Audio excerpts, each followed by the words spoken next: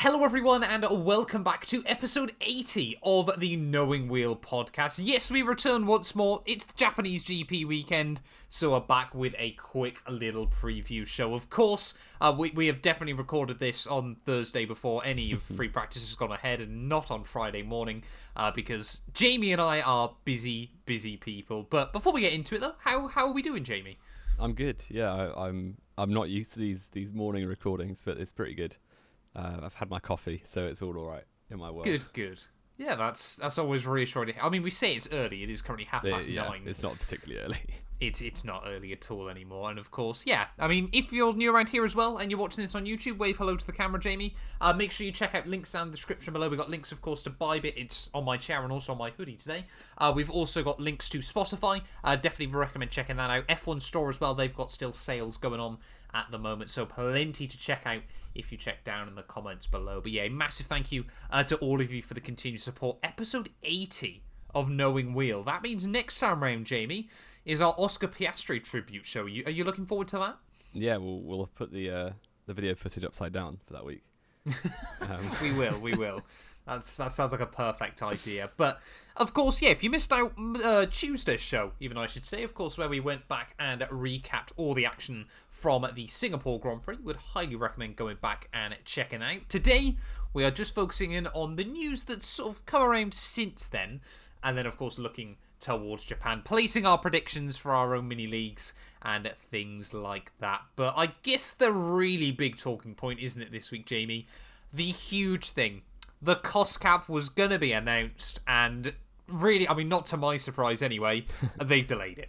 Yeah, it's very, very FIA to do that kind of thing. So, yeah, I'm not particularly surprised. They are very slow in everything they do, which is ironic given what sport they govern. But yes, no decision yet. I imagine, like the general talking is, it'll be quite a soft punishment. If the teams even have broken it, they might weasel the way out of it. But yeah, a bit of a shame, but we'll have to wait a bit longer. Yeah, and I mean, it is quite interesting, isn't it? Because, of course, currently you can still only speculate. Nothing has been confirmed by the FIA or anyone else. So we are only speculating on any of this. But it seems like over the course of the Singapore GP weekend, the conversation shifted from one team, apparently, we're pretty certain it was Aston Martin filed things incorrectly, wasn't it? Yeah, so they did it by accident. Is what we've gathered, which didn't mean they've overspent. It just meant they filed it wrong. And then Red Bull, the conversation kind of went from they might have overspent to, or a team might have overspent, to Red Bull might have overspent, to how much of Red Bull overspent by. So, I mean, again, we can only speculate currently, but it is a really, really difficult conversation still, isn't it? Yeah. And obviously the teams, especially Red Bull and Mercedes, who are going at it in the time where this cost cap breachment was done. So obviously they're going to go at each other's throats, basically. Toto and Lewis have both been saying lots of things in the media. Unsurprisingly. But I don't expect, even if it is the harshest penalty they come up with, it won't change the outcome of the Drivers' Championship last year. No, so. And I think this is the thing, isn't it? Because the FIA would have probably been in an even harder spot if Red Bull had clutched up the constructors as well. Yeah. Because, I mean, then you'd really have to look at it. But, I mean, yeah, Lewis came out saying, I think it was yesterday, wasn't it? Even if they went over by 300k, that's a new front wing, and that could have made the difference. Which, I mean, often I will back Lewis when it comes to these things, but rubbish. I actually disagree with him in this situation. I don't think a new front wing would have changed things, because Michael Massey was so hell-bent on making sure Max got that title. Lewis could have had $1 million worth of new front wing, and Massey would have still found a way. He did have about $50 million of new engines at the end of the year to make it rocket-fueled, and still didn't win. I mean, he was pretty dominant through those last few Grand Prix until the last lap of Abu Dhabi, but, I mean, yeah, I think, like I said, that 300k Lewis might not have made a difference, but it's that horrible thing, of course, because we don't want to just keep going through the rumour mill with it, as fun as it can be. But I think, both of us have pretty much come to the conclusion it won't change who was Drivers' World Champion last year, even, it won't. unless it's something absolutely insane, like Red Bull were $50 million over.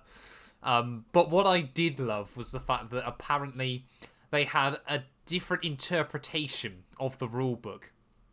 And Yeah. I saw a fantastic tweet from someone yesterday going, Mercedes rocking up to Suzuka with the 2020 W11 after differently interpreting the rule book. Yeah. Well, it's what engineers and people at F1 teams do, isn't it? They read the rules and they look at ways they can exploit them and exploit loopholes. And if Red Bull have done that by seeing that the punishment isn't big, so they could just spend more and it'll be a slap on the wrist, they might as well, which is not in the spirit of the rules, but F1 isn't really about the spirit of the rules, is it? I mean, this is the difference, because Formula 1 and motorsport generally is so bizarre, isn't it? In the sense of course, cheating in any sport is horrendous. But motorsport is that one thing. I mean, it's always the old saying, isn't it? If you ain't cheating, you ain't winning. Yeah. But yeah. it's kind of... In motorsport, you don't cheat. You just come up with a cheat before it's fixed. And then, of course, we get so many cars that are celebrated because they were probably disgustingly illegal in what the FIA or any motorsport body had in mind. Yeah, definitely. And like you can see it with any innovation generally gets banned 1 year after it comes out. Yeah. So, yeah. I mean, Formula 1's got a long history of this. I mean, you look at... the DAS obviously wasn't... I mean, none of these things obviously were illegal because they were all left on the car. I mean, you got DAS on the 2020 Mercedes. You've got the... blown diffuser, 2011 blown Red Bull. diffuser, 2011 Red Bull. Obviously, Double 2009, diffuser. the double diffusers. 2006 with the Renault front wing thing that I can never remember. Damper. The mass damper, yeah. I mean... Active suspension. The active suspension, whether those Benettons did or did not have traction control, who knows? Senna fanboy speaking over here. The Senna fanboys, even though hasn't it become more and more apparent over recent years that former Benetton employees have kind of said, yeah, that thing definitely had traction control still. I haven't seen that. It is just that thing, isn't it? Of course. I mean, even when you look outside of Formula 1, I mean, NASCAR's had a long history of things like that. I mean, I always love the story of, I think it was, I'm going very off course here very briefly. Yeah, this quick, short podcast. We're still at NASCAR. I want to say it was Rusty Unick, apparently, in NASCAR. He was making his fuel tanks too big. So obviously the NASCAR body told him, right, they made it, fuel tanks have only got to be 21 litres, I think it was, or 21 gallons. And then they pulled out his engine as like a punishment, so he'd have to push his car back to where it was meant to be at a race. But he just got back in and fired it back up, because what he'd also done was made the fuel line wrap around the car about 3 times so he could squeeze in some extra fuel. Interesting. Very interesting. I know nothing about NASCAR, so nope. Toyota Corolla from the World Rally as well. Nice engine filters. Not filters. Anything else on F1, I'm clueless. Let's move on. No, fair enough. Let's get it back to Formula 1 then. So, yeah, I mean, we've had no confirmation of the budget cap just yet. But, I mean, if Red Bull's account statement comes out and they spent 3 million quid on Bourbons, then we'll know something's up last year. Looking, though, of course, we're back at Japan this weekend. Yuki Tsunoda gets a home Grand Prix, which is always pretty cool. He'll get another one next year as well, of course, confirmed for next season.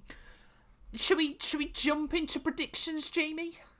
Yeah, I think so. Obviously, I haven't checked weather for the whole weekend yet, but it was wet this morning. Breaking the fourth wall there. We are after FP1 and FP2. We are. That's a good guess that it is going to rain this morning. That's already happened. Yeah. Difficult to ascertain that information. I'll go straight into it. I mean, Verstappen can win the championship this weekend, I think. He can. That is the big thing, isn't it? And all he has to do is win with fastest lap, isn't it? And he's wrapped it up. No one can do anything else. He's got outscored by 8 points, hasn't he? Yeah. Yeah. So if he wins with fastest lap, there's nothing Leclerc can do. Nope. I will go for a Max pole. Okay. I don't know why I'm going first. Yeah, I don't know why you. You've already started. You've already started now. I'll give you this. I've started, so I'll finish. Yeah. Things that Alfa Romeo won't be saying this weekend. I will go Verstappen race win. Okay. With Perez P2 and Leclerc P3. Okay. Interesting. Yeah. I am gonna say them. Leclerc pole. I can't do that because communication is disabled on this device. My Siri Alexa's yelling at me and I don't know what. Alexa, stop! Alexa to join the predictions league. Confirmed. Exactly. Get out of this. Get in the bin. Sorry, where was I? I'm going to say Leclerc pole. Max win. Because, let's be fair, Max has won more than twice as many of Leclerc's poles as Leclerc has won. Yeah, which is insane. And we'll then go... So Max win. We'll go Leclerc P2. And we will say Checo P3. Wow, same three drivers on the podium. Same three drivers on the podium. I mean, this was the other interesting thing, wasn't it, this week that we haven't spoke about, that I even forgot to put on the notes, Jamie. Oh, dear. Have you heard, apparently, about Red Bull's interesting suspension theory? No, because I don't follow Team LH conspiracy accounts. No, this wasn't Team LH. This was, I think it was Toby Grunner, who is a pretty well-respected... Good, yeah. He is a pretty well-respected... Twitterist, if we're going to dub him that. I mean, he's a journalist, but I only see him on Twitter. They reckon... Now, don't get me wrong, it's not illegal or anything like that, or not that I'm aware of. But a lot of teams now are theorising that Red Bull have found a way to... I'm guessing it's in a similar vein to what Mercedes could do last year with the squat suspension at the back end to increase top speed. Apparently, though, a lot of teams felt it was near impossible to do this year.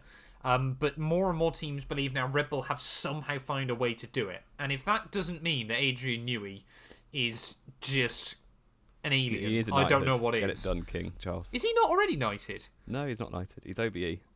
Oh, okay, fair enough. I mean, yeah, he certainly deserves it at some point because I mean we've argued this for a long time now, haven't we?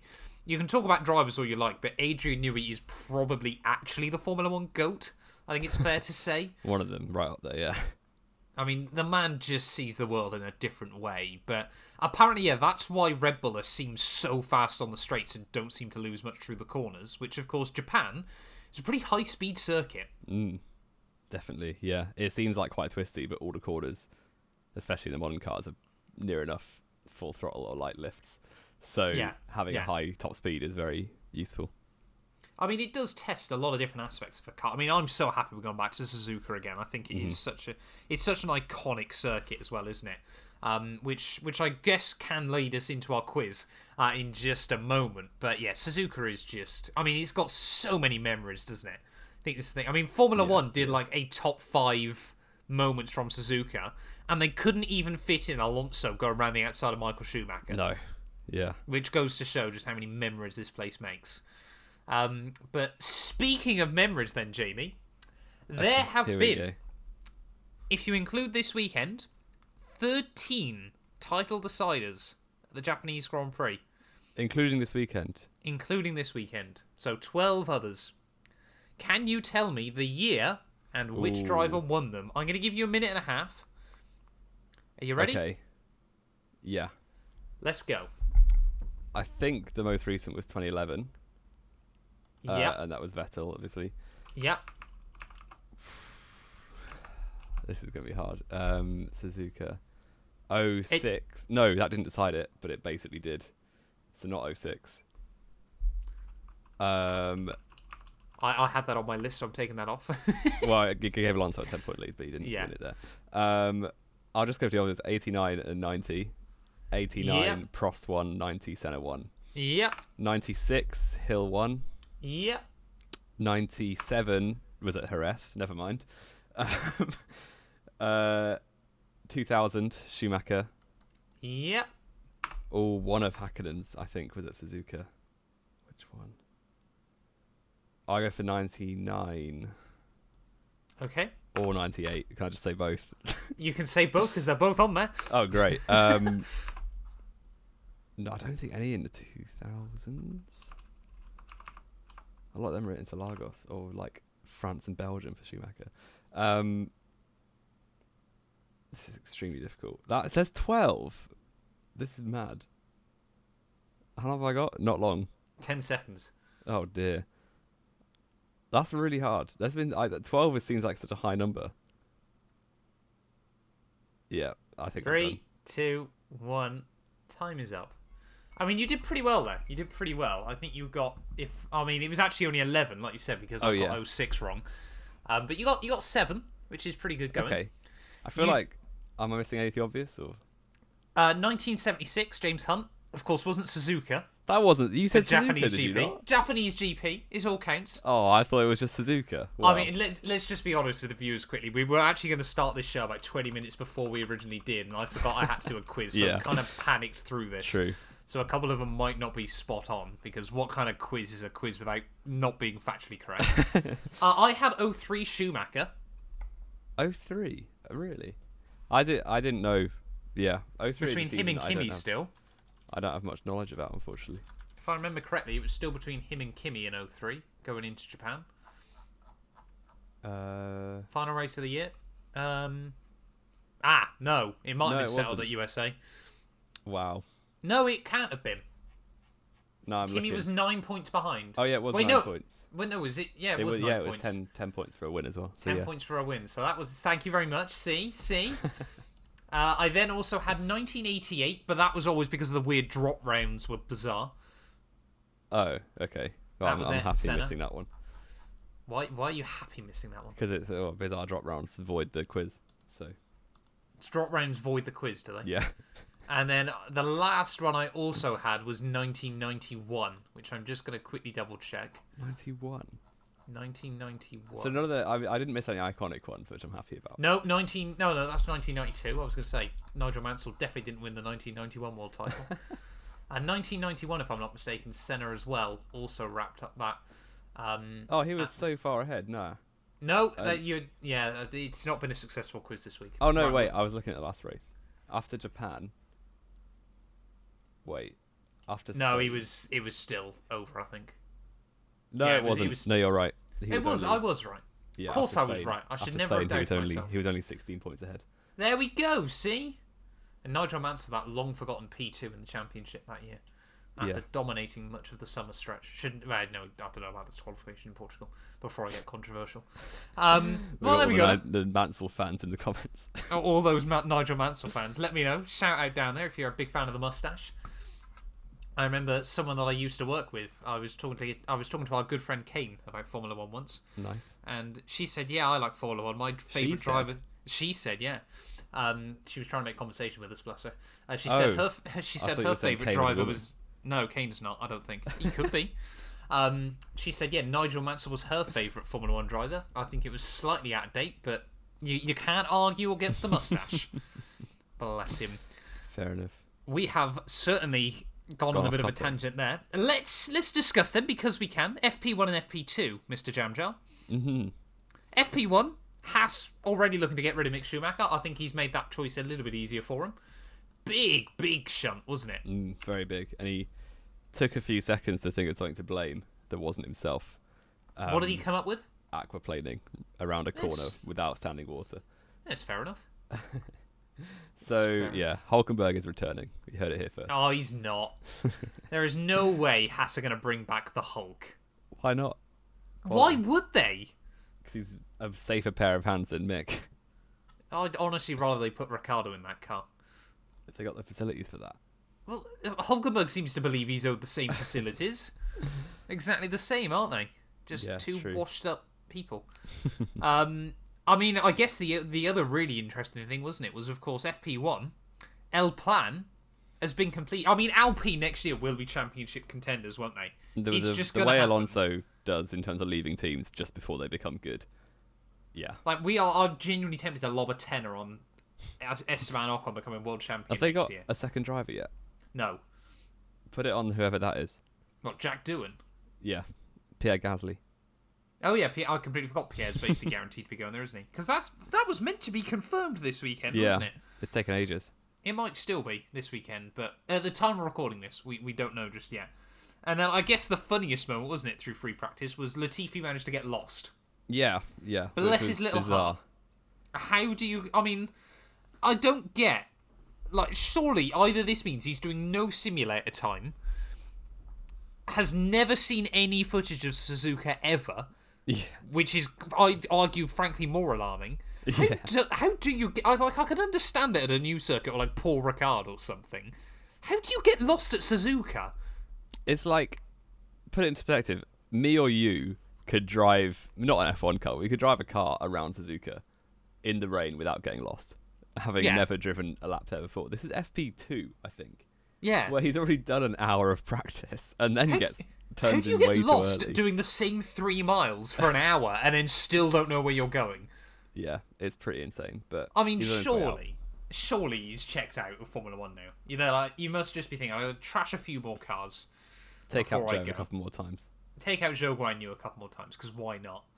But I mean, yeah, it's just a bit bizarre, isn't it? Bless him. Yeah. Sebastian Vettel has not counted out maybe a potential Formula One return. Of course, we knew this was coming. Yeah, he'll be back for his 300th race. Is he going to go to Alpine next year? That's the other talk, isn't it? Perhaps That'd that's be so why. funny. Perhaps that's why they haven't announced Gasly just yet, because they want Seb in the seat. I wonder how. I mean, Seb would probably just get rinsed by Ocon, wouldn't he? It'd be interesting to see. Yeah, probably. I think rinsed is probably unfair. Yeah, but I rate Alonso higher than Seb at this point, so Yeah, and Alonso's behind Ocon. only because of reliability. Yeah, they all say that though, don't they? A bad workman blames his tools. Is that why Hamilton's behind Russell as well? Yeah. That's bad setup, mate. Not even bad reliability. Setup. It is! He's just been egged all year, hasn't he? And he I just mean- drove into Alonso in Spa. But yeah. I think there was a gap that Alonso should have backed out of. Oh, I can't wait for the comments. Oh, I love it. Just make sure you let me know how much you dislike Fernando Alonso down in the comments. Let me know how much you dislike Matt. I think there's going to be more comments against me than Fernando down there as well. But, I mean, there we go then. We've got predictions locked in place for the Japanese GP weekend. Jamie believes it's going to be Max Perez Leclerc.